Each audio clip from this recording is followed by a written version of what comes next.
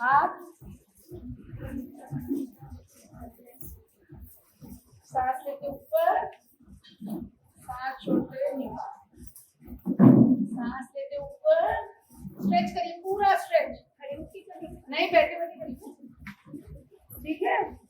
और आप लेफ्ट या राइट और फिर सांस छोड़ते हुए साइड में, सांस लेते हुए बीच में, सांस छोड़ते हुए राइट, बीच में, छोड़ते हुए फिर लेफ्ट में, फिर बीच में, ठीक है। कुछ बेटर हुआ? कुछ बेटर हुआ? अच्छा, दूसरी बात ये है कि देखिए ये दिनचर्या हम बात तो करें गर्भवती की, लेकिन ये दिनचर्या जब हम अपनाएंगे तब जाकर के प्रमाणित बनेंगे और तब वो गर्भवती हमारी बात मानेगी।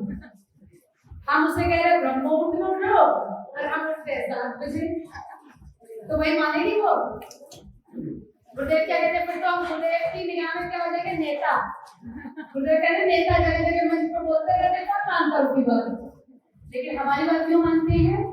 क्योंकि एक तो हमारे साथ गुरुदेव की चेतना है, गुरुदेव की प्राण शक्ति जुड़ी है, और तीसरा बात, अगर हम गुरुदेव के सच्चे शिष्य हैं तो पहले जो बताएंगे उसको जीवन में अपनाएंगे, तब जाकर के हम समाज को बदलेंगे, ठीक है। आप यही भाव आप रखेंगे, गुरु चरणों का ध्यान, कमर सीधी कर ले, नेत्र बंद करते हैं, गायत्री मंत्र से पहले हम 3 बार पहले फोन का उच्चारण करेंगे, ठीक है। पहला वो स्थूल शरीर के लिए नाभि पे ध्यान लगाएंगे, दूसरा वो सूक्ष्म शरीर के लिए हृदय पे ध्यान लगाएंगे, और तीसरा वो हमारे कारण शरीर के लिए हम अपने मस्तिष्क के सेंटर में अपना क्या ये सहस्त्रार करना, ठीक है। नेत्र बंद कर ले, साथ साथ करिएगा। हाँ,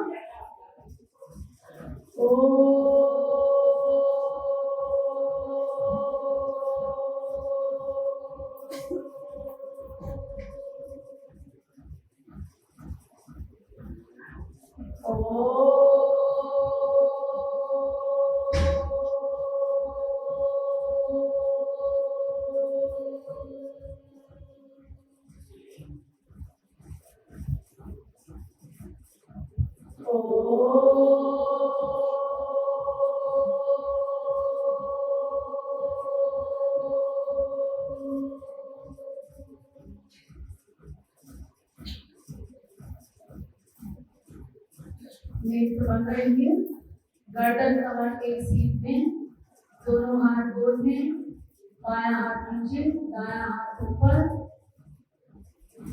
हृदय के क्षेत्र में गुरु चरणों का ध्यान और भाव, गुरुदेव हमें शक्ति दें।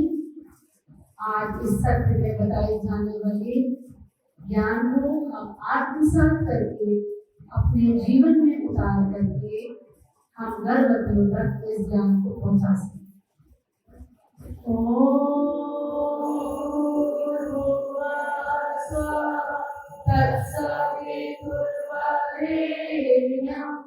भर्गो देवस्य धीमहि धियो यो न प्रचोदयात्। ओम गुरुर्ब्रह्मा गुरुर्विष्णु गुरुर्देवो महेश्वरः गुरुदेव परब्रह्म तस्मै श्री गुरुवे नमः।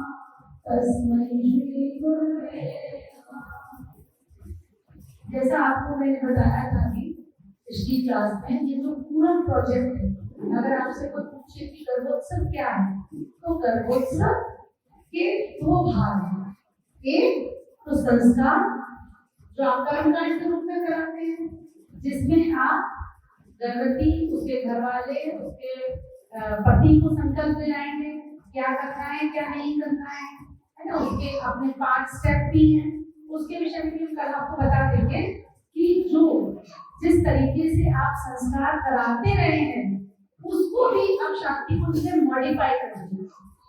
अब हमें संस्कार को संरक्षित रखना है, लेकिन हमें इस बात पे जोर देना है कि गर्भवती अपनी दिनचर्या में परिवर्तन करे। क्या आधे घंटे से 1 घंटे के संस्कार से बच्चे का व्यक्तित्व बदल जाएगा? यहाँ से संस्कार करा के गई, घर पर जाके क्राइम पेट्रोल देख रही है, उससे क्या होगा? तो इम्पोर्टेंट है संस्कार, संस्कार इम्पोर्टेंट है, लेकिन उससे भी ज्यादा इम्पोर्टेंट है उसकी दिनचर्या, कि उसने अपने जीवन में क्या परिवर्तन किया, अपने टाइम टेबल में कुछ चेंजेस लाई कि नहीं लाई। उसमें अगर उसने पॉजिटिव चेंजेस नहीं लाई तो बच्चे का व्यक्तित्व का निर्माण नहीं हो सकता। क्योंकि क्यों? क्योंकि हर चीज जो वो देख रही है, वो सुन रही है, वो चिंतन कर रही है, महसूस कर रही है, बोल रही है, या घर वाले कैसे बोल रहे हैं, कैसा आहार दे रही है, वो सब बच्चे के सबकॉन्शियस में जा रहा है, उसके व्यक्तित्व का निर्माण कर रहा है। एक एक फाइल आपको पता है बनती चली जाती है, एक एक आदत। जल्दी उठेगी बच्चा जल्दी उठेगा, प्रार्थना करेगी बच्चा प्रार्थना करना सीखेगा, जप करेगी बच्चा गायत्री मंत्र सीखेगा। सब कुछ वो अपनी दिनचर्या से बच्चे के डालती जा रही है, एफर्टलेस। कोई उसके लिए अलग से प्रयास नहीं करना है, बस उन चीजों को करना है, बताने से नहीं होता। ठीक है, बताना क्या है? संवाद के माध्यम से, कहानी के माध्यम से, संगीत के माध्यम से, लेकिन वो भी करना पड़ेगा, वो भी उसको बैठ के करना पड़ेगा। तो ये दिनचर्या जो है वो क्या है? अगर डेफिनेशन में बोले तो नित्य क्रिया की एक क्रमबद्ध श्रृंखला, जिसको अपने जीवन में सम्मिलित करने से श्रेष्ठ गुणों की करती है। सिंपल एक क्रिया है जो हमने रेगुलर एक ही टाइम पे करती है, रोज नियमित, रेगुलर, कंटिन्यूअसली, रोज जल्दी उठना है तो रोज जल्दी उठना है, ये भी एक दिन हो गया। इसीलिए हम इसको आदर्श कह रहे हैं। जो मैंने एक आपको बताई कि सुबह उठे, नाश्ता किया, नहाए धोए, ऑफिस चले गए, फिर आए, टीवी देखा, तो ये होगी सामान्य दिनचर्या जो बोध में नहीं है, जिनको ये पता नहीं कि मानवीय जीवन क्यों बिना हो, तो वो सामान्य है। और एक जो आजकल के बच्चों की है, उसे हमें अस्त व्यस्त दिनचर्या, कभी उठेंगे, कभी खाएंगे, कोई नहाने का समय नहीं है, कोई पढ़ने का समय नहीं है, कोई टाइम टेबल है ही नहीं, जब जो हुआ तो कर रहे। हम जो बात कर रहे हैं वो आदर्श दिनचर्या। आदर्श दिनचर्या क्यों? क्योंकि हमारी जो बॉडी है, जो हमारे सेल्स हैं, हर सेल में जीन्स है। अब हमारी बॉडी में एक जैविक घड़ी है, वो जैविक घड़ी कैसे फिट है? हम कैसे बने हैं? हम दिनचर है ना, दिनचर, निशाचर तो है नहीं। तो हमारा शरीर काय के लिए बना है? सूर्योदय से उठने से लेकर सूर्यास्त। सूर्यास्त के बाद अगर हम ज्यादा एक्टिव होते हैं, जैसे ज्यादा खाना खाएंगे, ज्यादा देर जगेंगे, ज्यादा नाच गाना करेंगे, तो वो हमारे सेल्स में गलत इंफॉर्मेशन देता है। गलत इंफॉर्मेशन से मतलब डिस्टर्बेंस क्रिएट करेंगे, क्योंकि सेल, हर एक बॉडी का सेल, शरीर जो है वो कोशिकाओं से बना हुआ है। हमारी बॉडी में 37.5 से लेकर के 50 ट्रिलियन सेल, और हर सेल में वो कार्य होता है जो शरीर में होता है।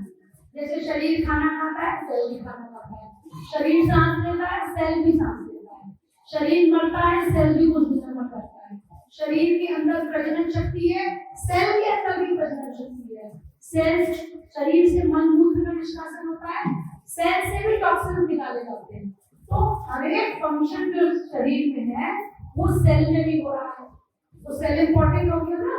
और सेल में ये जैविक घड़ी फिट है, हर सेल ये जानता है कि सूर्योदय से पहले उठना है और एक्टिविटी करनी है, और सूर्योदय के बाद थोड़ा शांत होना है। अब हम आज का दिनचर्या देखें, आज का कार्यक्रम कब शुरू था? बच्चा पढ़ने बैठेगा, मैं तो आंटी रात में 9 बजे पढ़ने बैठती है ना। अब क्या हो रहा है?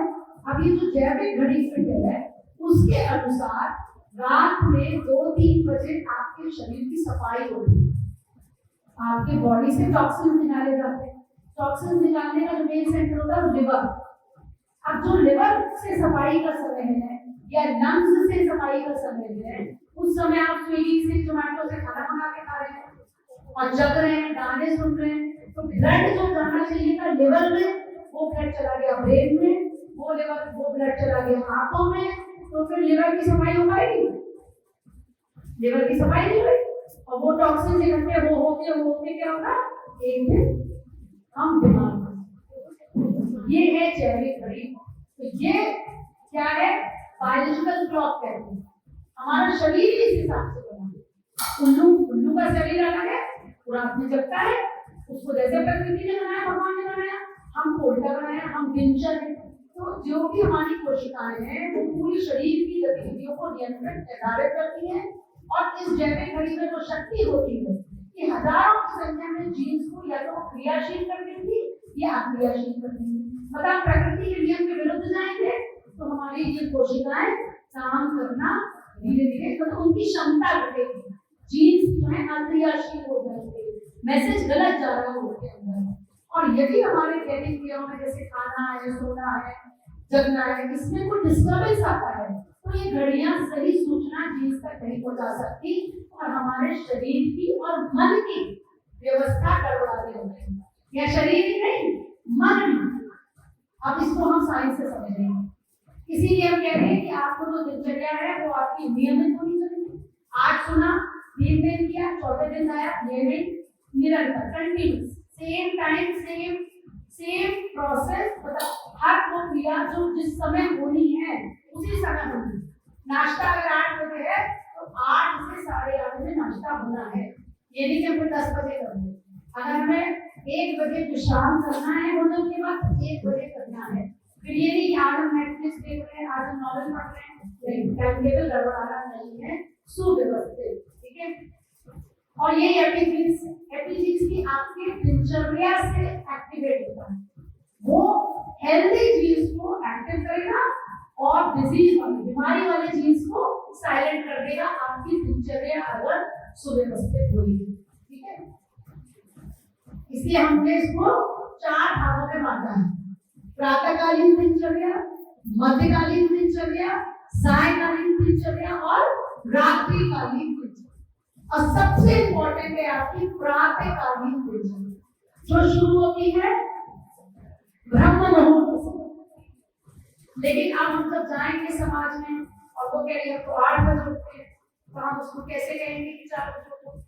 तो इसको थोड़ा सा फ्लेक्सिबल बनाना पड़ेगा। क्या करें, सूर्योदय से पहले उठो, सूर्योदय के बाद जो 6 बजे उठ रही है उससे तो आप कहिए कि 4:30 बजे उठो, और जो 8 बजे उठ रही है उससे तो आप प्लीज कि आप आपसे इतना निवेदन है कि आप सूर्योदय से पहले उठें।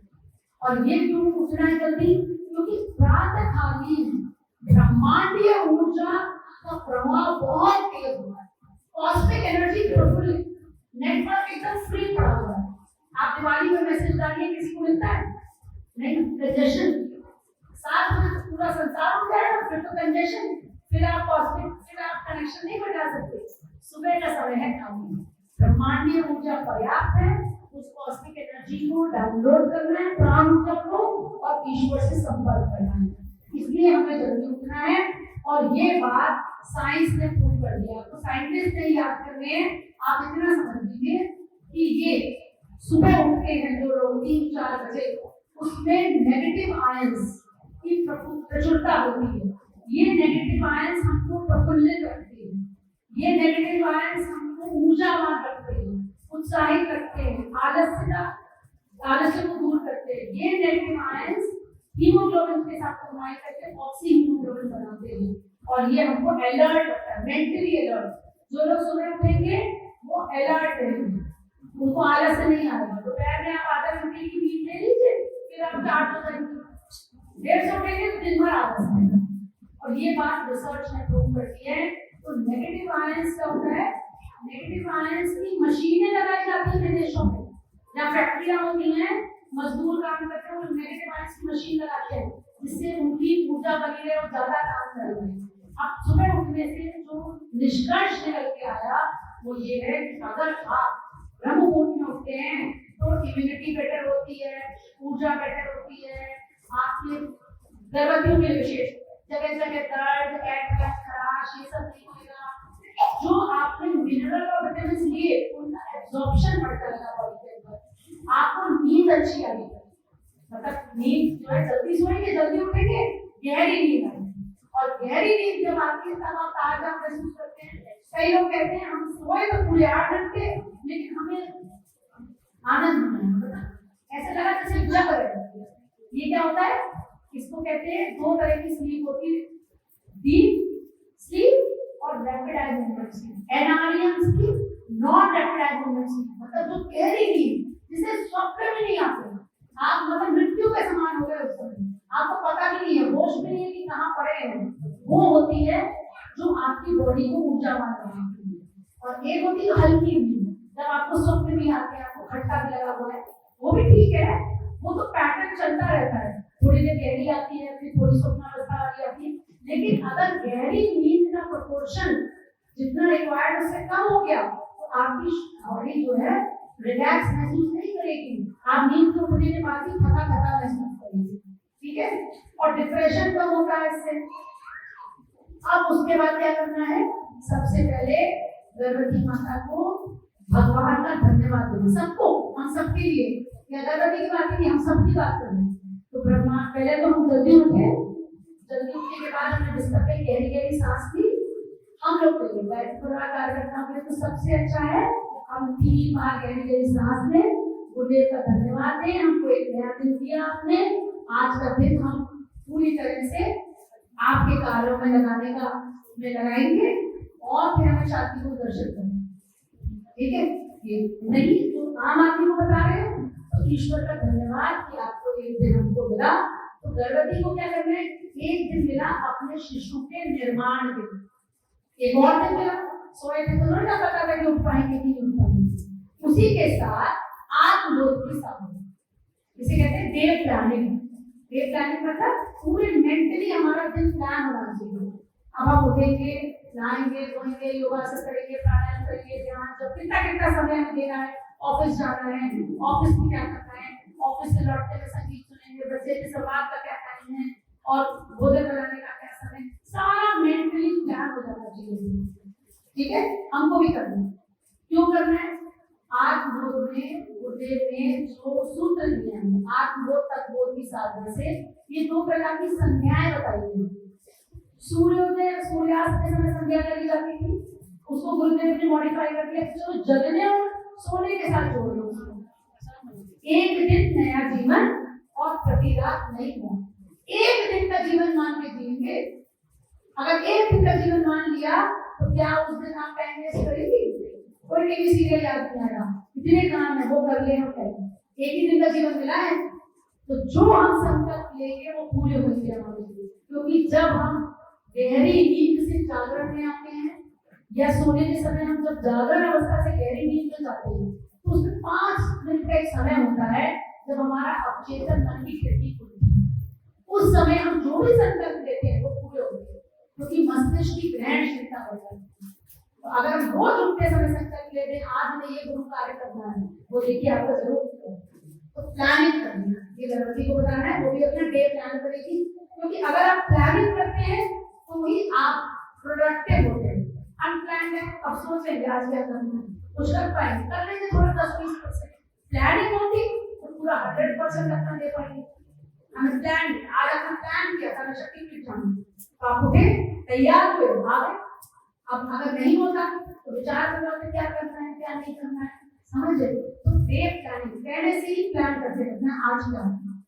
और इस जागरण के समय को एक प्रार्थना से या गीत से बोलिए। अभी पहले आपको बताया चाहिए गाइए वो गीत, तो आपकी नींद खुल जाएगी। जागरण गीत पहले शांति बचना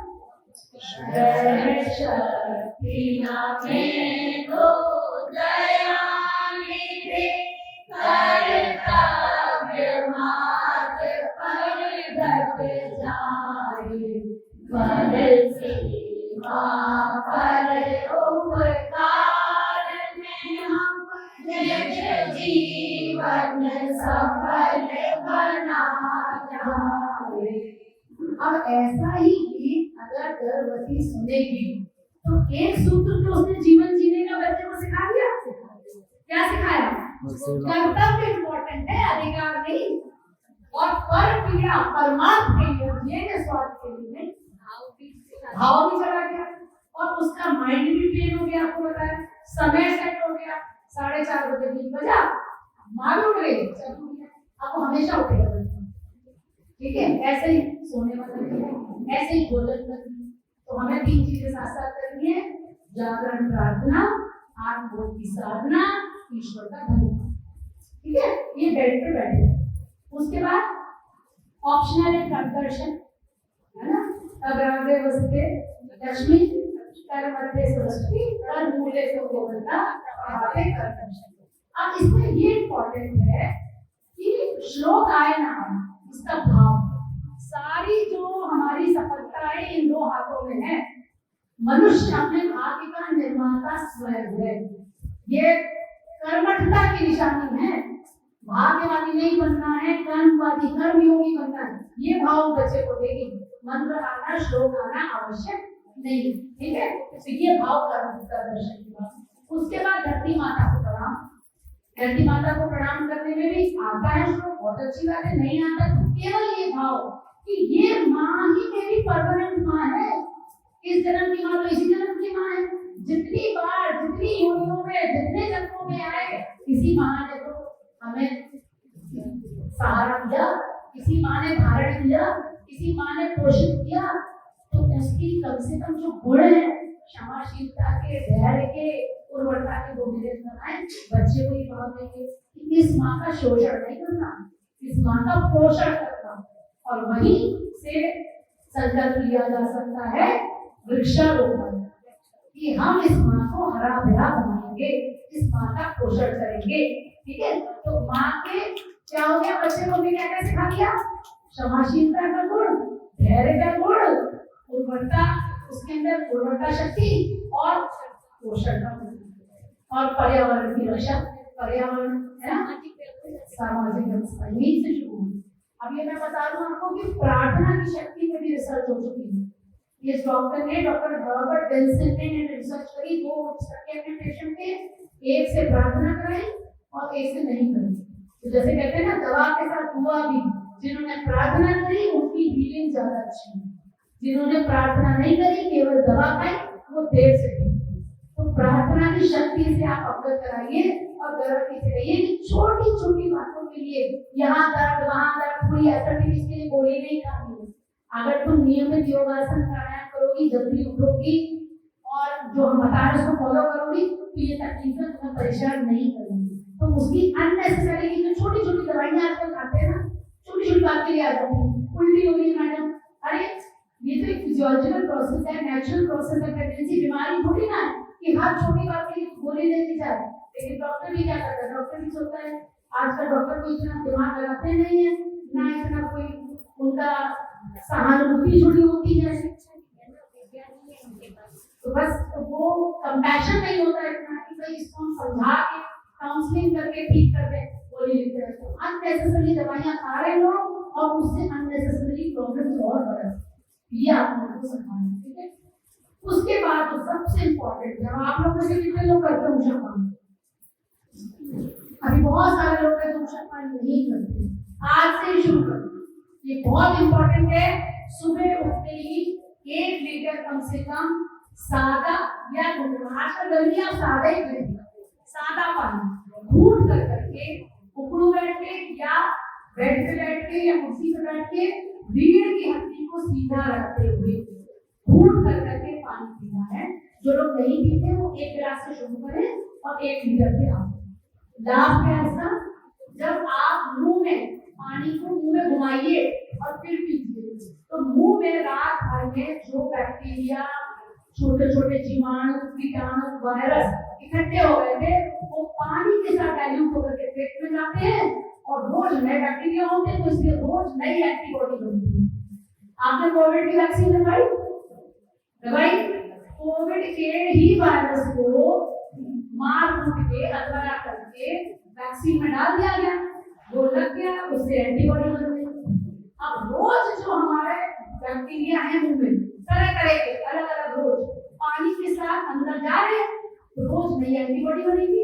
तो आपको ना जल्दी जुकाम होएगा, ना खांसी होएगी, ना दस्त होएगी, मजबूती है। बहुत इंपॉर्टेंट है। और इससे क्या होता है, मन निष्कासन अच्छा होता है ना, कब्ज नहीं होगा, गर्भवतियों को कब्ज होता है बहुत, तो ये इच्छा पान बहुत जरूरी है। फिर उनको ठीक से यूरिन पास होगी, मूत्र का निष्कासन अच्छा होगा तो किडनी अच्छा काम करेगी। आज आप शहर में आगरा तो मंडी है डॉक्टरों की क्या बोले, तो यहाँ जाके देखिए कितने किडनी सेंटर होंगे, कोई खाली नहीं होगा। तो किडनी के मरीज बढ़ गए कि नहीं बढ़ गए, किडनी के कितने मरीज बढ़ गए। तो इसके लिए क्या है कि हमारी दिनचर्या गड़बड़ है, हमारा खान पान गड़बड़ है। आप पानी पिएंगे किडनी अच्छे से काम करेगी। अगर आप सुबह से पानी नहीं पियोगे तो पसीना निकलेगा, तो रोग क्षेत्र खुल रहे, सफाई हो रही, पसीना निकलना भी जरूरी है। तो ये तीनों माध्यम से, मल के माध्यम से, मूत्र के माध्यम से, पसीने के माध्यम से क्या हो रहा है, शरीर की गंदगी निकल रही है, टॉक्सिन्स निकल रहे हैं। अब गर्भवती ये करेगी तो उसको अपच नहीं होगी, एसिडिटी नहीं होगी, खाना अच्छे से पचेगा, कब्ज नहीं होएगा और उसका पूरा सिस्टम अच्छे से काम करेगा, बॉडी में विषाक्त सब्सटेंसेस नहीं होंगे। अब चूंकि वो जल्दी उठती है और नाश्ता तो बनेगा भी थोड़ी देर में, और जल्दी उठ के भी योगासन भी करना है, और रात में सोए 8 घंटे सोए तो ब्लड शुगर लेवल कम हो गया, तो हमको उसको बताना है कि थोड़ा सा कुछ सूक्ष्म नाश्ता जल्दी ले। अब सूक्ष्म नाश्ते में क्या होता है, आप जैसे 4 अखरोट 4 बादाम भिगो करके 10-12 किशमिश भिगो करके ले लें, एक टुकड़ा नारियल ले लें, सत्तू ले लें थोड़ा सा, ये देना। बिस्किट नहीं, बिस्किट नहीं, समझ गए, बिस्किट मैदा से बने होते हैं, केक पेस्ट्री बिस्किट बिल्कुल नहीं। ये डॉक्टर साहब अभी इसमें भूल के लेक्चर में आपको बता दें, जितना ये केक पेस्ट्री बिस्किट का प्रचलन बेकरी आइटम, उससे ट्रांस फैट्स बढ़ रहे हैं, और ट्रांस फैट्स कार्सिनोजेनिक होते हैं, उससे कैंसर होता है। तो केक पेस्ट्री बिस्किट बिल्कुल नहीं, ठीक है। अब उसके साथ वो संगीत के साथ, या तो अगर समय है तो वो योगासन प्राणायाम करेगी, नहीं तो संगीत के साथ वो घर के काम, अपना ब्रश करना है, नहाना है, कमरे की सफाई करनी है, छोटे छोटे जो काम है वो संगीत के साथ, क्योंकि संगीत से क्या होता है, हमारा मन प्रफुल्लित रहता है। आप नॉर्मल खाना बनाओ और भजन लगा के खाना बनाओ, आनंद आएगा, पता ही नहीं चलेगा खाना कब बन गया। ऐसी संगीत गुनगुना करके, भजन सुनते हुए, गायत्री मंत्र करते करते वो जब काम करेगी, एक तो मन में ऊर्जा रहेगी, अवसाद नहीं होगा। रोज के काम करते करते बोर हो जाते, रोज ये काम करना, रोज बिस्तर बनाना, रोज झाड़ू करना, रोज ये काम करना, तो संगीत बजा करके इंटरेस्टिंग तरीके से वो अपना मतलब खुश रहना है ना, सबसे इम्पोर्टेंट उसके लिए खुश रहना। और एक लाभ और रहेगा कि बच्चे के ब्रेन डेवलपमेंट संगीत से तेजी से होगा, तो संगीत उसको जरूर अपने साथ स्टार्ट करना। उसके बाद योगासन। अब वो आपसे कहेगी मैं जिम जाऊं, अब बताओ आप उसको जिम बताओगे कि योगासन बताओगे, क्यों?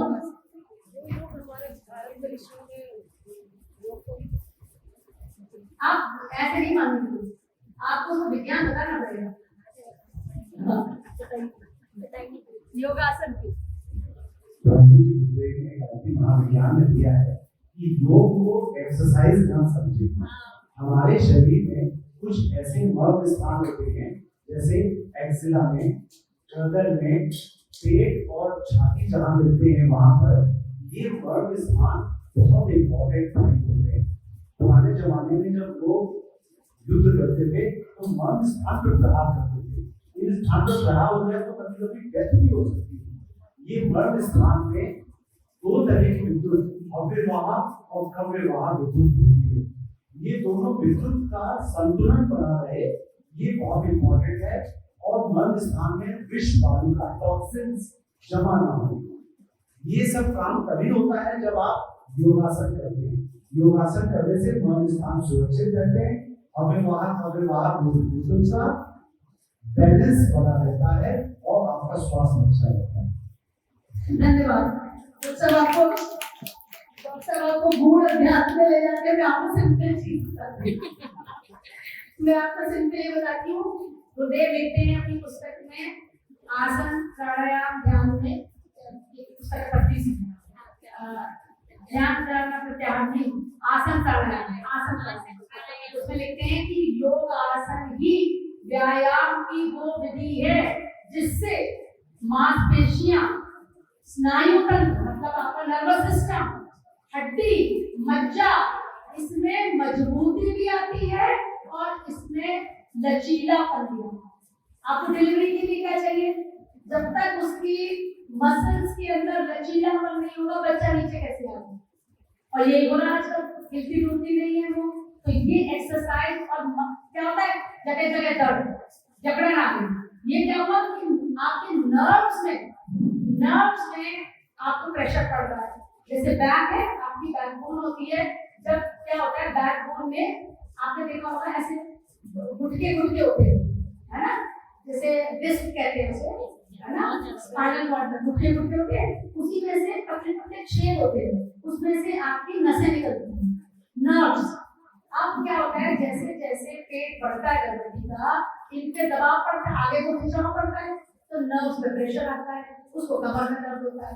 अब अगर कोई योगासन करेगी तो अच्छे से प्राण शक्ति पूरी स्पाइन में जा रही है, मांसपेशियों में लचीलापन आ रहा है, नर्व्स में मजबूती आ रही है, लचीलापन आ रहा है, कहीं कोई दर्द नहीं है।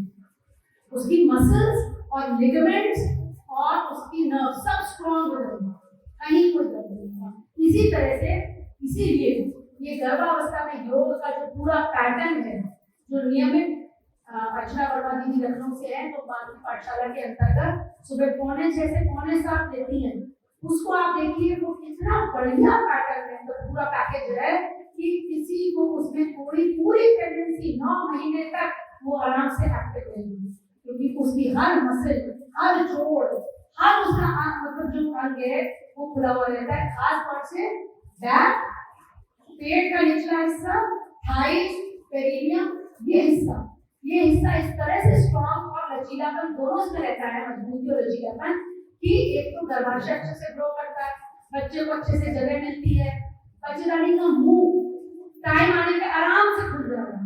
नहीं तो अगर दर्द आ रहा है, बच्चेदानी का मुंह नहीं खुल रहा, तो डिलीवरी नहीं हो पाती, क्योंकि माँ तनाव में होती है। कि इसको इस तरह से समझिए, जब माँ केवल शारीरिक नहीं, मानसिक रूप से भी तैयार है कि मैं नॉर्मल डिलीवरी कराऊंगी, उसके मन में कोई भय नहीं है, चिंता मुक्त है, तो उसके अंदर पॉजिटिव हार्मोन्स निकलते हैं और प्रसव की प्रक्रिया आसानी से कम समय में कम दर्द में बचा होगा। ये योगासन से संभव है। ऐसे हमारे पेशेंट्स में हुआ है, पहला बच्चा भी 4-4 घंटे हो गया, 4 घंटे के दर्द, 3 घंटे के दर्द, डिलीवरी नॉर्मल एकदम। और दूसरी तरफ ना तो एक्सरसाइज करती है, मन में दिन भर चिंता, मेरी डिलीवरी नॉर्मल होगी, किसी तरह डिलीवरी में तो बहुत दर्द होता है, पहले से डॉक्टर से कह देती है मेरे को सीजर करा दीजिएगा, मेरी मदर को मत बताइएगा, मेरे को तो पहले से ऑपरेट कर दीजिएगा। इनके अगर दर्द आ भी जाए तो भी डिलीवरी नहीं हो पाती है, क्योंकि तनाव, जकड़न आ जाती है। जब तनाव के हार्मोन निकलेंगे तो मांसपेशियों में जकड़न आ जाएगी और वो बच्चा नीचे नहीं, ठीक है, इसलिए योगासन बहुत जरूरी है। इसके बाद जप और ध्यान, ये पूरा एक गहरा विषय है, इसको आपको समझना हो तो आप जब माँ की पाठशाला में क्लास होती है, जप का विज्ञान, उसको आप समझ सकते हैं। जप में ऊर्जा कैसे बढ़ती है, ये साउंड की विज्ञान पे मतलब आधारित है। आप जब होठों से, जीभ से, आप तालू से शब्द बोलते हैं, है ना, कचक कपे का वाला शब्द कान से आता है, च, टा, प, है ना, प होठ से, तो जब अलग अलग हमारे अंग, हमारा तालू, हमारा जीभ, होठ, ये सब आपस में घर्षण करते हैं तब आवाज निकलती है, इनके वाइब्रेशंस होते हैं। ये वाइब्रेशंस नाड़ियों के माध्यम से अंदर जाते हैं और ग्रंथियों में, कोशों में, हमारे चक्रों में जाकर के विस्फोट करते हैं। और मंत्र की ऊर्जा क्या हुई? मंत्र क्या है? शब्दों का गुच्छन और स्पेसिफिक है। अब ओम भूर्भुवः स्वः तत्सवितुर्वरेण्यं भर्गो देवस्य धीमहि धियो यो नः प्रचोदयात्, यही तो ऑर्डर रहेगा। इसको ऑर्डर को चेंज तो नहीं कर सकते ना, क्योंकि हमारे ऋषि विश्वामित्र ने देख लिया कि इसी से वो ऊर्जा प्रस्तुत हुई। हाँ, प्रचंड ऊर्जा, क्रमबद्ध, लयबद्ध तरीके से जब मंत्र का उच्चारण किया जाता है तो हमारे सारे कंठ, तालु, जिह्वा, ये सब एक ही फ्रीक्वेंसी पे घर्षण करते हैं, एक ही फ्रीक्वेंसी पे वाइब्रेट करते हैं। इस एक फ्रीक्वेंसी पे वाइब्रेट करने से जो ऊर्जा निकलती है वो नाड़ियों के माध्यम से, हमारी ग्रंथियों से, हमारे चक्रों से जाकर के टकराती है और ऊर्जा जागृत होती है। इसीलिए आप जब करते हैं तो आपको अच्छा महसूस होता है। तो ये तो अंदर का विज्ञान हो गया। अब बाहर का, यहाँ पे सामूहिक जप होता है, यहाँ पे नियमित जप होता है, तो वो वाइब्रेशंस वातावरण में जा रहे हैं ना, तो उस वातावरण को चार्ज अप कर देते हैं। 4 पृथ्वी में नहीं हो, जो भी आप शब्द बोलते हैं वो पूरे ब्रह्मांड का चक्कर लगा करके सजाती है विचारों को, सेम फ्रीक्वेंसी के विचारों को लेकर के वापस आता है। तो गायत्री मंत्र से एक तो स्थान पर होता है, जो भी आता है, जो भी मंत्र जप करते हैं, आंतरिक ऊर्जा आई, जगह की ऊर्जा बदल गई, और वो ऊर्जा ब्रह्मांड में उस शब्द की गई और अपने साथ और पावरफुल होकर के वो साथ में और सेम फ्रीक्वेंसी की थॉट्स को लेकर आपके पास आई। तभी गायत्री मंत्र का साधक पतन में नहीं कर सकता, क्योंकि वो हमेशा ऊंचा ही सोचेगा, क्योंकि वैसे ही विचार उसके पास आएंगे, बाहर से भी अंदर। ये देखिए आंतरिक प्रभाव, इसके लिए आपको पुस्तक पढ़नी है, डिटेल में 2 रेफरेंसेस आपको देती हूँ, इसको इंटरेस्ट है। एक तो पढ़िएगा उपासना के 2 चरण, जप और ध्यान, ठीक है। और एक आप जाइएगा YouTube पे, आदरणीय चुन्ने भैया का लेक्चर सुनिएगा, मंत्र का ज्ञान दीजिए, इससे आपको पूरा समझ में आता है, ठीक है। अब दूसरी चीज है ध्यान, ये तो मैंने आपको बताया। और मंत्र की ऊर्जा से गुरुदेव लिखते हैं कि अल्ट्रासोनिक से भी ऊपर सुपरसोनिक वेव से भी ज्यादा ऊर्जा आपके अंदर क्रिएट होती है। ध्यान में क्या होता है? ध्यान में आप केवल शांत रहें और अपनी इंद्रियों को संसार से हटा करके अंदर ले जाए। अब तो क्या हुआ, एनर्जी का कंजर्वेशन, सारे समय में एनर्जी वेस्ट करते हैं, है ना। हमें देखना था एक लेक्चर और हम देखने बैठे व्हाट्सएप पर, ठीक है, टाइम वेस्ट हो गया, इंद्रियों का भी वेस्ट हो गया। खाना इतना सा खाना था, भोजन स्वाद में खा लिया ज्यादा, वहां हमारी एनर्जी वेस्ट हो गई। सुनने गए थे प्रवचन, बुराई सुन करके आ गए। तो ये इंद्रियां क्या है, संसार से सब समेट रही है। अब इसका विपरीत दिशा में इस्तेमाल करना है। ध्यान यही है बस कि इंद्रियों को अंदर ले जाइए और अंदर ले जा करके शक्ति को हम बचाएं, जिससे कि जो सुप्त अंदर हमारी शक्तियां विभूतियां पड़ी हुई है उसको जागृत कर सके। तो गर्भवती अगर इंद्रियों का संयम रखेगी, ध्यान करेगी, तो जो शक्ति उसके अंदर आएगी या जो शक्ति उसके अंदर ऑलरेडी है वो बचेगी, तो काय में लगेगी, बच्चे के निर्माण में, तभी तो लगाएगी बच्चे के निर्माण में, तभी तो सोच पाएगी मुझे बच्चे का विकास कैसे करना है। सूर्य का ध्यान करेगी तो सूर्य का ओज, सूर्य का तेज, सूर्य की जो शक्ति है वो सारी उसके अंदर साथ साथ बच्चे के, है ना। तो सूर्य जैसा चमकता हुआ व्यक्तित्व बनेगा, ये आपको समझना। अब ये मुसलमान को नहीं समझा सकते, सूर्य तो सबका है, सूर्य अगर छिप जाए तो काई हो जाएगी, तो आप हर को बता सकते हैं कि भाई सूर्य का ध्यान करो, उठते को सूर्य का ध्यान करो। सिंपल है ना, ज्यादा उसमें साइंस है सिंपल। देखिए अब आप देखिए साइंस, ये मस्तिष्क के ध्यान और जप का क्या प्रभाव होता है, ये पोर्शन होते हैं अग्रणी आगे का, ये पोर्शन आप देख रहे हैं लटकता हुआ यहाँ पे, ये जो पोर्शन है, ये ध्यान और जप जो नियंत्रित करेगा उसका पोर्शन ये बढ़ जाएगा, ये प्रीफ्रंटल कॉर्टेक्स की पावर बढ़ जाएगी। इसकी पावर, इसके फंक्शन क्या होते हैं, निर्णय लेना, समस्या का समाधान करना, नए विचारों को सोचना, नए प्रोजेक्ट बनाना, किसी समस्या में पड़ गए तो उसको समाधान, ये सारा इसका काम है। तो जब इसकी शक्ति बढ़ गई तो हमारे सारे काम आसान हो जाएंगे। फिर एक होता है वो देखिए अंगूर के गुच्छे जैसा पर्पल एमाइड, ये क्या है, इसके अंदर भाव आता है असुरक्षा, पैनिक, घबराहट। अब ये जब और ध्यान करने से सिकुड़ जाता है, ये सिकुड़ गया आप चिंता मत, आपको न डर लगेगा न आपको घबराहट रहेगी। और ये आपने कोविड में देखा, जो डर गया वो आईसीयू में चला गया, वो एक्चुअली मर गया, मैं यूज नहीं करना चाहती, लेकिन जो डर गया वो एक्चुअली मर गया। और 90 साल का वृद्ध कोविड से बच गया, उसे डर ही नहीं था, ठीक है। और आजकल क्या हो रहा है, समस्या होती नहीं है, उस समस्या की चिंता में आदमी बना जा रहा है ना। सारी चिंता इस बात की है उसको कि मैं कौन से स्कूल में इसको एडमिट कराऊंगी, इसके अच्छे कपड़े बनवा लूं, ये बच्चा आएगा तो इसकी बर्थडे कैसे प्लान कर लूं, है ना। फालतू की चिंता, दिखावे बनो, और एक्चुअली जो करना चाहिए वो कर दीजिए। तो ध्यान और जप का बहुत बड़ा प्रभाव है। और इसके साथ एक सेंटर होता है हिप्पोकैम्पस, ये सब साइंस ने प्रूव करा है। मैं आपको अगली स्लाइड में दिखाऊंगी। हिप्पोकैम्पस जो है मेमोरी का और लर्निंग का सेंटर है। हिप्पोकैम्पस भी बड़ा हो जाता है, उसका ग्रे मैटर बढ़ जाता है, तो याद करने की क्षमता, सीखने की क्षमता मस्तिष्क की बढ़ जाएगी, जो ध्यान करेगा जब करेगा। ये देखिए, ये एमआरआई की स्टडी है। धीरे धीरे मस्तिष्क बढ़ गया साइज, जिन्होंने ध्यान किया जब किया, और जिन्होंने ध्यान जब किया उनका मस्तिष्क शांत रहता है।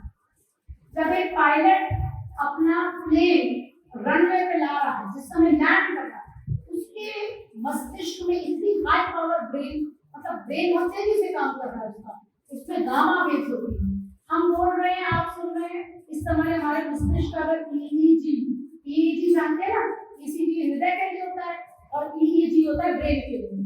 ईईजी लिया जाएगा तो बीटा वेव्स।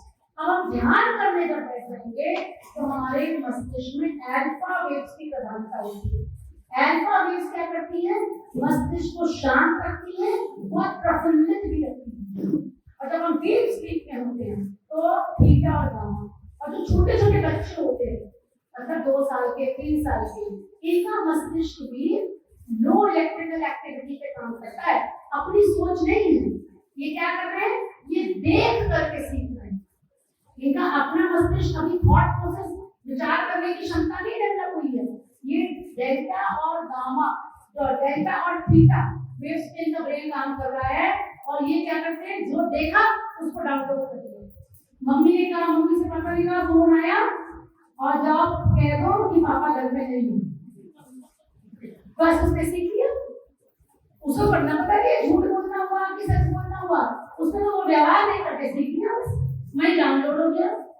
समझ गए? तो आपको ये बात ध्यान रखनी है कि किसी बच्चा जो है घर में छोटा, वो गर्भवती को बताइए, वो बताने से, सिखाने से नहीं सीखेगा। जो आप कर रही है वो डाउनलोड करेगा, उसका ब्रेन, उसकी साइंस है ये तरह से। अब प्राणायाम देखिए, आपके जो सेंटर जब से ध्यान से प्राणायाम जागृत होते हैं, वो सारे सेंटर्स किसी न किसी इंपॉर्टेंट नर्व सिस्टम से जुड़े हुए हैं। हर सेंटर एक अंग को निर्धारित कर रहा है। तो ये आपकी क्या होता है? जब आपकी ऊर्जा किसी चक्र की कम हो जाती है तो उसी चक्र से रिलेटेड जो अंग है वो आपका बीमार हो जाता है। जैसे विशुद्धि चक्र, और विशुद्धि चक्र की ऊर्जा कम हो गई तो या तो टॉन्सिल्स हो जाएंगे, या थायराइड का इन्फेक्शन हो जाएगा, हाइपो या हाइपरथायराइड हो जाएगा। ठीक है? अब अगर हार्ट चक्र की ऊर्जा, अनाहत है, अनाहत की ऊर्जा कम हो गई तो हार्ट डिजीज हो सकता है, एंजाइना हो सकता है, ब्लड प्रेशर आ सकता है। समझ गए? इसलिए जप और ध्यान आध्यात्मिक तरीके से समझाइए और साइंटिफिक तरीके से भी आप समझाइए। फिर प्राणायाम करना है। प्राणायाम क्या है? प्राणों का आयाम। प्राण जानते हैं? प्राण क्या है? जिससे हम जीवित के चेतना को मारे। Very good. और कोई? प्राण, प्राण कहाँ से लेते हैं? एक तो सांस लेते हैं, एक ब्रह्मांड से लेते हैं, सूर्य से करते हैं। नहीं, प्राण तो हम लेते हैं या तो हम भोजन के माध्यम से प्राण शक्ति लेते हैं, सांस को। ये पूरे ब्रह्मांड में प्राण व्याप्त, और इसको जब हम सांस लेते हैं तो ये हमारे अंदर आता है। लेकिन बुद्ध ने बहुत अच्छी लाइन लिखी है इसी पुस्तक में, आसन प्राणायाम में। जब आप नॉर्मल सांस लेते हैं तो उतना ही प्राण आता है, जैसे आप सड़क पे टहल रहे हैं तो उतना, मतलब हमारा नॉर्मल खाना पीना, घर गृहस्थी चलाना, इतना काम हो जाएगा प्राण शक्ति। अब आपको अतिरिक्त प्राण चाहिए, अतिरिक्त ऊर्जा चाहिए कुछ काम करने के लिए, बड़ा काम करना है, प्राण शक्ति ज्यादा होनी चाहिए, उसके लिए प्राणायाम। वो प्राणायाम क्या है? जैसे आप प्राण लिया और वो प्राण को सोख लिया, जैसे सूखी मिट्टी पे बूंद वर्षा की पड़ी, पूरी सूख गई, तो आप भाव बनाएंगे, आप क्रिया करेंगे, आप भाव बनाएंगे, आप संकल्प लेंगे कि ये प्राण शक्ति मेरे अंदर जा करके अंग अंग में सो करेगी, मैं अंग अंग को सो करा रहा हूं।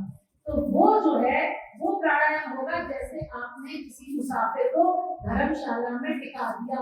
ये मेरी नहीं, गुरुदेव की लिखी लाइन है, ये पढ़ लीजिए उसको जाकर कि जैसे चलते फिरते सांस ली तो वो बिल्कुल थोड़ा सा प्राणायाम, लेकिन आप प्राणायाम करेंगे तब आपके अंदर असल में जीवनी शक्ति आएगी।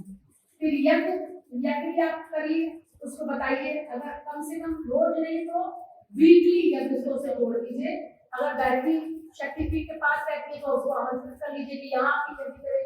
यज्ञ का विज्ञान पूरा बहुत रह गया, इतना समझिए कि हम 3 तरह की एनर्जी इसमें डाउनलोड करते हैं। हीट एनर्जी, भाई उसके अंदर ऊष्मा होती है यज्ञ में, प्रकाश की लाइट एनर्जी, और साउंड। हीट और लाइट की एनर्जी वेव्स पे सुपर इम्पोज होकर के मंत्र की जो ऊर्जा है वो ब्रह्मांड तक जाती है और अपनी बात देवता तक कह जाती है। इम्पोर्टेंट ये है कि यज्ञ करते समय हमारे भाव भी होते हैं, है ना। भाव अगर जुड़े नहीं है तो यज्ञ में स्वाहा स्वाहा करने से कोई लाभ नहीं, और नहीं तो आप ऐसा हम बता दें, दीदी हैं कलकत्ता में, मानसिक यज्ञ से उन्होंने इतनी ऊर्जा पैदा कर दी कि उनके घर में लोग आए तो उन्होंने कहा कि आपके यज्ञ हुआ है, आपने को स्मेल आ रही है, समझ गया। केवल मानसिक यज्ञ अपनी गायत्री करवाते हैं, यज्ञ पे काम करती है, यज्ञोपैथी का, ठीक है। हाँ, वो राजेश्वरी दीदी की बात करेंगे, ठीक है। यज्ञोपैथी में डॉक्टर भी करते हैं, कुछ बताना हो तो आपको बता देंगे थोड़ी देर में, हम आगे बढ़ते हैं इसको, है ना। वो जरूरी है क्योंकि यज्ञ करना तो ठीक है। अभी लास्ट में थोड़ा सा यज्ञ सिंपल तरीके से, फिर आपका हो गया नाश्ते में कितनी क्रिया हो गई, याद हो गया कि नहीं, क्या क्या वो रिवाइज कर रहे हैं। फिर प्रातःकालीन दिनचर्या में क्या हुआ, सबसे पहले जागरण, ब्रह्म में जागरण, नंबर 1 के प्रार्थना, आत्मबोध की साधना और दर्शन साधना। हाँ, जिसको स्पष्ट हो आपके पास माँ गायत्री का नाम बाहर भर लीजिए, लेकिन उनके साथ और देवी देवता राम को, कृष्ण को, राम को, किसको भी करना हो, अपने इष्ट को, अपने इष्ट, अपने गुरु, अपने जिसको भी मानते श्रद्धा से, है ना। प्रणाम हो गया। हम उसके बाद पहले ब्रह्म मुहूर्त में जागरण, उसके बाद धन्यवाद का भाव, आत्मबोध की प्रार्थना, आत्मबोध की प्लानिंग, साथ में जागरण गीत, उसके बाद धरती माता का दर्शन, धरती माता को प्रणाम, उसके बाद योगासन और ध्यान, जब जिस भी क्रम में हो जाए वो अलग अलग करना, प्राणायाम साथ में और संगीत के साथ उसकी दिनचर्या, ठीक है। सूक्ष्म नाश्ता तो फिर आ गया हमारा नॉर्मल नाश्ता। तो नॉर्मल नाश्ते में वो कुछ भी खाएगी, पोहा खाएगी, भरा हुआ पराठा खा सकती है, वो छोटी पुस्तक आती है उसमें पूरा दिया हुआ है टाइम, ठीक है। वो इडली खा सकती है, जो उसका जैसी उसकी डाइट, जैसा उसका मतलब परिवेश है या वातावरण है उस हिसाब से इसमें दिया हुआ है, ठीक है। ऑप्शन दिए, फल भी ले सकती है, दूध भी ले सकती है। ये हो गई हमारी प्रातःकालीन दिनचर्या। अब आते हैं मध्यकालीन दिनचर्या पे। अब मध्यकालीन दिनचर्या में फिर थोड़ा विश्राम। अब ऑफिस वाली जो लड़के हैं वो घर से अपने ऑफिस चली जाएंगी, जो घर में रहती हैं उनके पास हजार काम है वो करती रहेंगी, ब्रेक लेंगी थोड़ा, फिर अपना घर से बैठेंगी, सब करेंगी, उसके बाद मध्यकालीन दिनचर्या में भोजन बनाएंगी और घर के काम फिर गीत के साथ, गीत के साथ मतलब रागों पहल के अनुसार, राग पर आधारित गीत, पहल के अनुसार, समझ रहे। प्रातःकालीन राग अलग है, मध्यकालीन राग अलग है, सायकालीन राग अलग है और रात्रिकालीन राग अलग है। ये गीत का फोल्डर पूरा शाक्तिकों से दिया गया है। मध्यकालीन गीत होते ऊर्जा वाला, ओज, क्योंकि हम मध्यकालीन पे लाते हैं थोड़ा ना लो हो जाते हैं, एनर्जी थोड़ी कम होगी, तो मध्यकालीन गीत होते ऊर्जा वाले, ऊर्जा वाले गीत सुने, देशभक्ति के गीत सुने, है ना, जिससे उसके अंदर जोश आता है। उसके बाद आपको भोजन का पूरा बता ही दिया गया। फिर वज्रासन में बैठेंगे भोजन के बाद। आइए, स्वागत है आपका। आसन केवल एक आसन है जो भोजन के बाद आप कर सकते हो, वरना खाली पेट आपको करना है सारे योगासन, और वज्रासन भोजन के बाद, भोजन को पचाता है। फिर विश्राम में ऐसा नहीं है जैसे मैंने शुरू में 2 घंटे का विश्राम नहीं, आधा घंटे की नींद, बाकी समय कोई ना कोई एक्टिविटी के लिए यूज करेंगे। फिर एक ध्यान जो होता है, आप आए सब आए, सबके लिए टाइम टेबल बनाया है इसमें। ध्यान, ज्योति, अवधारण साधना, ये त्राटक है, जैसे कि आप एक दीपक या कैंडल अपने नेत्रों के लेवल पे जला करके और माता जी की आवाज में 15 मिनट डालिए, जिसको आप बार बार देखेंगे, बंद करेंगे, यहाँ ज्योति का ध्यान कि ज्योति आपके अंदर समाई हुई है, तो वो ध्यान कर सकते हैं, वो कंसंट्रेशन बढ़ाने का ध्यान है। फिर मध्यकालीन नाश्ता, थोड़ा सा कुछ सूप ले ले या फल ले ले, मठा ले ले, जो भी लेना है थोड़ा सा ले ले, ठीक है। तो मध्यकालीन दिनचर्या होगी। अब सायकालीन दिनचर्या में फिर संगीत, लेकिन ये संगीत कैसा होगा? और मधुर और धीमा। क्या करना है हमको? सनसेट के बाद अपनी सारी शक्ति को समेटना है। सारी प्रकृति नहीं लगता है समेट रही है सब। अब पक्षी घर जा रहे हैं, गाय घर जा रही है, आपके हस्बैंड भी घर आ रहे हैं, तो अब सबको वाइंड अप करना है धीरे धीरे। तो वैसा संगीत धीमा धीमा वाला है। और उसमें फिर आप सब जब घर के लोग इकट्ठे हो जाए तो सामूहिक कोई क्रम जरूर चलाना है, चाहे आरती का, चाहे चालीसा का, चाहे स्वाध्याय का। कम से कम इतना तो हो कि दूसरे का दिन पूछे तुम्हारा दिन कैसा गया, तो अच्छा गया, कोई ऐसी घटना तो नहीं हुई जिससे मन को खराब किया हुआ, तो समझ को ठीक किया जाए। आपस में शेयर करना चाहिए। एक ही क्रम जरूर शाम को चलाना है। और उसके बाद जो सबसे इम्पोर्टेंट साधना है वो नाद योग। नाद आपको मालूम है क्या?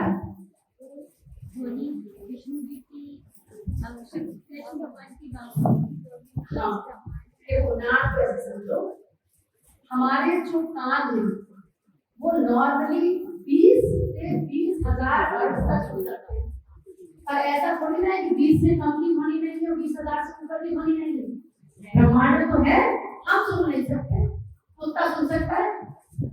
जब वोल्केनो आने वाला होता है तो कुत्ते को पता नहीं चलता, पशु पक्षियों को पता नहीं चलता, क्योंकि वो कंपन होता है धरती के अंदर, वो ट्रांसमिट हो रहा है, उसने सुन लिया। तो ऐसे ही ब्रह्मांड में बहुत सारी ध्वनियां व्याप्त हैं जो ऋषि मुनि ध्यान में गए और उन ध्वनियों को पकड़ पाए, चाहे वो मृदंग की थाप हो, चाहे बांसुरी की आवाज हो, चाहे शिव का डमरू हो। और जब वो संगीत लहरियों को पकड़ते पकड़ते पकड़ते पकड़ते ऊपर एकदम गए तो वो मिलकर के ओम का नाम, वो क्या है? वो ब्रह्मांडीय नाद है जिससे सृष्टि का निर्माण हुआ। और उसी की विभिन्न स्वर लहरियां अलग अलग स्वरों में नाद के रूप में सुनाई देती हैं, लेकिन वो उच्च साधना है। अब गुरुदेव जैसी कृपालु सत्ता बार बार नहीं आती, उनको लगा ये नाद योग साधना करना मेरे छोटे बच्चों के बस की चीज नहीं है, तो उन्होंने हमें एक डिजाइन करके एक संगीत दे दिया हमारी सहायता के लिए कि उसका सहारा लेकर के हम नाद योग साधना करें। और ये नाद योग साधना सीधे आपके माइंड को अपलिफ्ट करता है, संगीत पर प्रभाव पड़ता है। तो या तो संभव हो तो उसके लिए 6 बजे करें, और नहीं तो सोने से पहले थोड़ी ये नाद योग साधना आप हर गति से करें। उसका लाभ मैं आपको मेडिकल साइंस में बताती हूँ। जो डॉक्टर में आता है कि नाड़ियों में सिकुड़न आ गई, डॉक्टर सही नहीं आ रहा है, बच्चों को ब्लड फ्लो नहीं मिल रहा, ये सब नाद योग साधना से क्लियर हो जाएगा। ऑफ कोर्स विद मेडिसिन, ये नहीं कि मेडिसिन नहीं लेंगे, मेडिसिन लेंगे, लेकिन नाद योग साधना, ओम का उच्चारण, बांसुरी की धुन पे ध्यान, ये सब उससे कराइए। मैं लगातार अपने मरीजों में देख रही हूँ, उससे बहुत लाभ मिल रहा है। ठीक है, स्वयं भी करिए और उसे कराइए। और जैसा माता जी इसमें कहती है कि भाव संवेदना जगाने वाला ये संगीत है, ध्यान है, जिसमें शिव की डमरू और कृष्ण की बांसुरी। तो कैसे बनाया गया? मतलब गुरुदेव ने तैयारी की ना टाइम को, वो पीछे गए, उन्होंने देखा कृष्ण की बांसुरी कैसी थी, शिव का डमरू कैसा था, उसी फ्रीक्वेंसी के अनुसार इस संगीत को बनाया गया। सोचिए, हम जितनी चीजें लाइटली लेते हैं ना, हम छोटी छोटी सूत्री कर ले तो हम पता नहीं कहाँ से कहाँ पहुंचना है। बहुत इम्पोर्टेंट है। और माता जी और बात कहती है कि जिससे मनुष्य और मनुष्य के बीच और मनुष्य और ईश्वर के बीच जो संबंध स्थापित होगा, तो यानी कि अगर नियमित गर्भवती माँ नाद योग करेगी तो स्वयं वो और उसके बच्चे को ईश्वर के स्पर्श की अनुभूति मिल सकती है। बहुत बड़ी चीज है, ठीक है। अब आगे आप ठीक है। सोने से पहले हो सके तो पति पत्नी साथ में स्वाध्याय करें। स्वाध्याय का अर्थ है तो एक तो स्वयं का अध्ययन, तो चिंतन मनन जरूर करें कि मैंने क्या किया क्या नहीं किया। मुझे ने कई जगह बात लिखी है कि चिंतन तो बराबर चलना चाहिए, लेकिन दिन का जब एक पहर बीत जाए तो मनन क्या जो मतलब हमारा एक तो चिंतन सही दिशा में हो रहा है कि नहीं, और या जो संकल्प में दिनचर्या के लिए तो उसमें हम चल पा रहे हैं कि मनन भी चलना चाहिए। तो दो बातें करनी है, एक तो अपने ऊपर चिंतन मनन और एक जो हमने पुस्तक पढ़ी उसके ऊपर चिंतन मनन। पढ़ेंगे एक ही पैराग्राफ लेकिन पूरा चबा जो डाइजेस्ट हो जाए, जुगाली करनी अंदर चला जाए, एक ही सेंटेंस एक ही दो सेंटेंस डिस्कस करें तो बेटर है। इसलिए वो अकेले स्वाध्याय ना करके अति स्वाध्याय करे तो बच्चे को भी उसका भाग मतलब ज्ञान होगा कि मेरे माता पिता की फ्रीक्वेंसी किस तरह से मैच करें। और स्वाध्याय के लिए जो मुख्य पुस्तक आपको बतानी है उसको इस लिस्ट पे करना चाहिए। भावी पीढ़ी और उसका नवनिर्माण, आवड़े संस्कारण पीढ़ी भाग 1 भाग 2, हमारे महान उत्तराधिकारी, सुप्रजनन का विज्ञान, मानवीय जीवन की जगह, और फिर उसके रुचि के अनुसार इतना ही पढ़ ले। और इसके बाद बहुत सारी पुस्तकें हैं, ये सारी लिस्ट आप उसको दे सकते हैं, ठीक है। तो लेकिन वो करना चाहिए, उसको नियमित कम से कम आधे घंटे का स्वाध्याय हो, ठीक है। तो ये हो गया आपका नाट्य, आरती, पूजा, घंटेकार, संगीत के साथ स्वाध्याय करेंगे। अब आते हैं रात्रि का दिनचर्या। तो सबसे पहले तो भोजन के लिए आपको बताया डॉक्टर ने जठराग्नि वो अग्नि है जो भोजन को पचाती है, लेकिन उसका गुरुदेव ने उसका कंपैरिजन किया यज्ञ की अग्नि के साथ। मतलब भोजन भी एक प्रकार का नियमित चलने वाला यज्ञ है जो हमारे शरीर के अंदर हो रहा है, क्योंकि जठराग्नि प्रदीप्त है, भोजन पूरी आहुति उसमें डाली जा रही है। तो दो बातों का ध्यान रखना है, एक तो जब जठराग्नि प्रदीप्त होगी तभी आहुति डालेंगे, हम बुझी हुई अग्नि में डालते नहीं। और दूसरी बात सात्विक चीजों की आहुति डालेंगे, ठीक है। तो ये हो गया यज्ञाग्नि और जठराग्नि का कंसेप्ट। और जठराग्नि जो स्थूल होने के बाद सूर्यास्त के बाद बंद होने लगती है, तो या तो भोजन सूर्यास्त के समय कर ले, नहीं तो कम से कम सोने से 3 घंटा पहले भोजन कर लिया। और भोजन हल्का होना चाहिए रात का, केवल एक दाल एक सब्जी रोटी, और फिर टहलना। टहलने में क्या ध्यान रखना है, पति पत्नी में टहलने पर ध्यान रखेंगे कि मेरे साथ एक तीसरा भी टहल रहा है और वो पति पत्नी की अंतरंग बातें मुझे नहीं करती, क्योंकि वो कॉन्स्टेंटली मेरे साथ है। तो बच्चे को हमको किसी भी ऐसी चीज का एक्सपोजर नहीं देना है गर्भावस्था में जो उसके लिए अति उचित हो, इस बात का ध्यान। और इसी लिए कई पेशेंट हो सकता है फील्ड में जाके डॉक्टर भी आपको पूछ सकते हैं कि ब्रह्मचर्य का क्या आपका स्टैंड है, तो उनको बताइए कि देखिए आधुनिक विज्ञान तो मानता नहीं है चीजों को, तो उसने तो कह दिया कि भाई पहले 3 महीने ब्रह्मचर्य और बाद में 3 महीने ब्रह्मचर्य 9 महीने। लेकिन जब हम इस बात को कह रहे हैं बच्चा गर्भ से देखता है, सुनता है, समझता है, तो फिर हमको 9 महीने का ब्रह्मचर्य का पालन करना चाहिए। यदि हम उसके अंदर कोई भी ऐसी चीज इम्प्लांट नहीं करना चाहते तो उसको अभी मालूम है, ठीक है। अब लास्ट में आता आपका दूध पीने सोना है, ये चॉइस है। अगर हल्दी वाला दूध पीजिए तो बहुत अच्छा है, उसमें अमीनो एसिड्स होते हैं, एंटीबायोटिक प्रॉपर्टी होती है, सूजन कम करने की प्रॉपर्टी होती है। और रात में नहीं तो छुआरे का दूध या मुनक्के का दूध, जैसे उसकी इच्छा हो या उसका शरीर कैसा अलाउ करे वो पीए। रात में सबसे लास्ट में आती तर्कबोध की साधना। तो तर्कबोध की साइंस वही है, जागरण से गहरी निद्रा में जब जाएंगे तो बीच में थोड़ी देर के लिए अवचेतन मन ओपन होएगा। क्या करना है, एनालिसिस।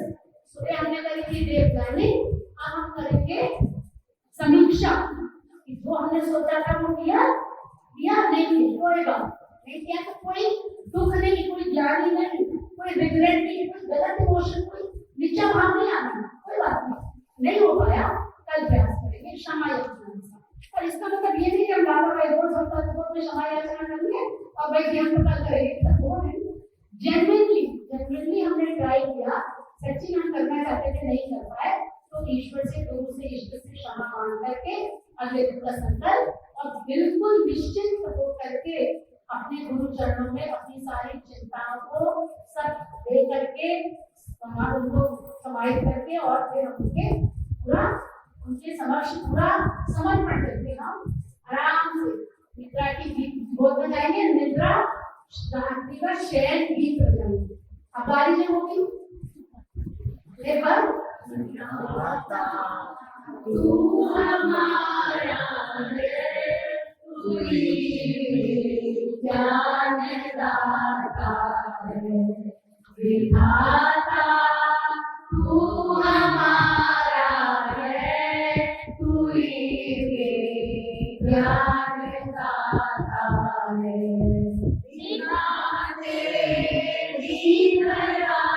कोई नहीं आनंद पाता है, कसौटी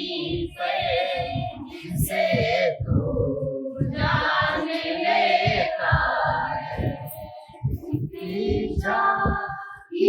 कसौटी से तू जान लेता है,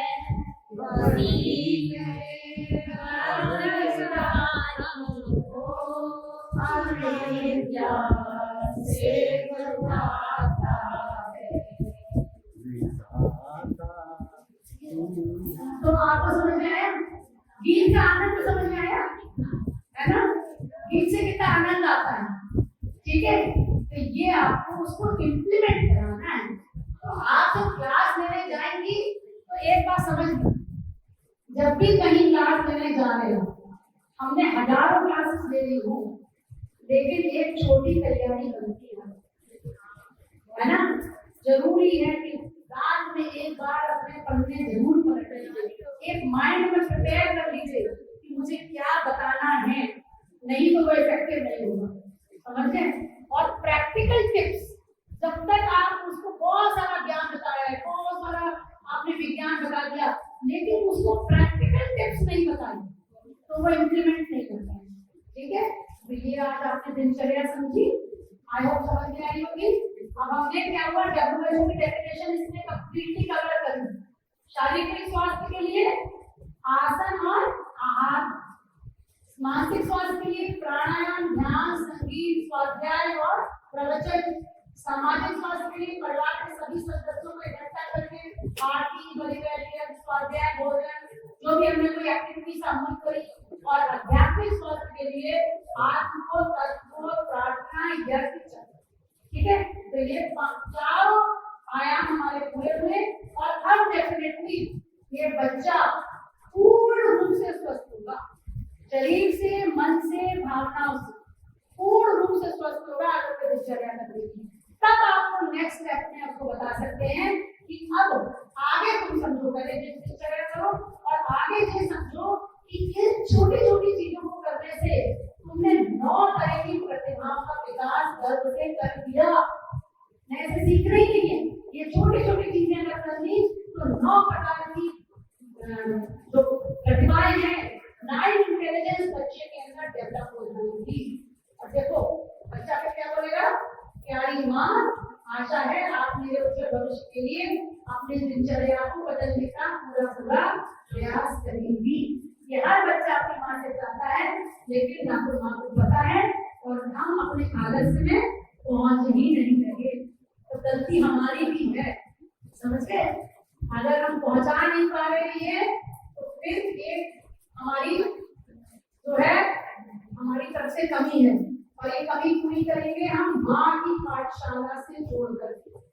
अगर आपके यहाँ से काम हो रहा है तो आपके रजिस्ट्रेशन हमारी माँ की पाठशाला में दिखाई देंगे। अगर आगरा में काम होगा, मैं हफ्ते 10 दिन बाद करके दीदी से पूछूंगी कि आगरा से कितने रजिस्ट्रेशन हुए, पता चल जाएगा कि आगरा की कार्यकर्ता नहीं है। माँ की पाठशाला में सारा डाटा आ जाएगा, ठीक है? माँ की पाठशाला में बताएगा कौन कौन सी कैसे चल रही है, सब बताएगी। भूल गए? कोई बताएगा माँ की पाठशाला कैसे चल रही है? बताया तो ना सुबह अभी, ऑनलाइन फ्री क्लासेस हैं जूम पर, मंडे टू फ्राइडे, सोमवार से शुक्रवार 6:45 से 7:45, शाम को 4 से 5 योगासन प्राणायाम ध्यान की क्लासेस। सुबह की क्लास श्रीमती अर्चना और मां लखनऊ से देती हैं, शाम की योग की क्लास महिमा चौरसिया को भी लखनऊ से देती है। शनिवार इतवार को 4 बजे से 5:30 बजे तक विभिन्न विषय आहार को जैसे प्रोफेसर ने 1 घंटे में पढ़ाया, हम लोग 3 घंटे में 3 क्लास में पढ़ाते हैं। हम लोग समझा के उदाहरण दे करके संगीत प्रैक्टिकली सुना के उसका थ्योरी प्रैक्टिकल आज लोग करा के संवाद की विधियां भी बताई कि सारी संवाद की विधियों से प्रैक्टिकल कराया जाता है, समझे। और उनसे जैसे गणेश चतुर्थी आएगी तो आपको ये आपके कैसे बनाने हैं, मार्केट से गणेश जी बनाने की विधि, अभी पिछली बार शिव तक क्लास हुई, आपका खुद का ज्ञान बहुत पड़ेगा। अभी प्रत्येक ने क्लास दी थी शिव तक, सामान्य गुरु पूर्णिमा में गुरु तक। तो ठीक है, आप गणेश जी को मानते हैं, लेकिन गणेश जी हमको सिखाना क्या चाहते हैं वो तो आप बताएं। शिव जी को तो मानते हैं लेकिन गांजा भी लेते हैं, हाँ भाई गांजा, ये कौन सी बात, ये साइंस है, ये विज्ञान है, ये शिव जी हमसे ये कह रहे हैं करने को, पता ही नहीं है। मतलब फूल जरूर हाथ में भगवान के नाम में समाज में चल रही है और कोई इसको सुधारने वाला नहीं। तो ये बुढ़े भी तो सुधारेंगे ना, तो बुढ़े के विचार आपको जानने होंगे और पहुंचाने होंगे लोगों तक। ये आपको करना है, माँ की पाठशाला आप खुद के लिए करना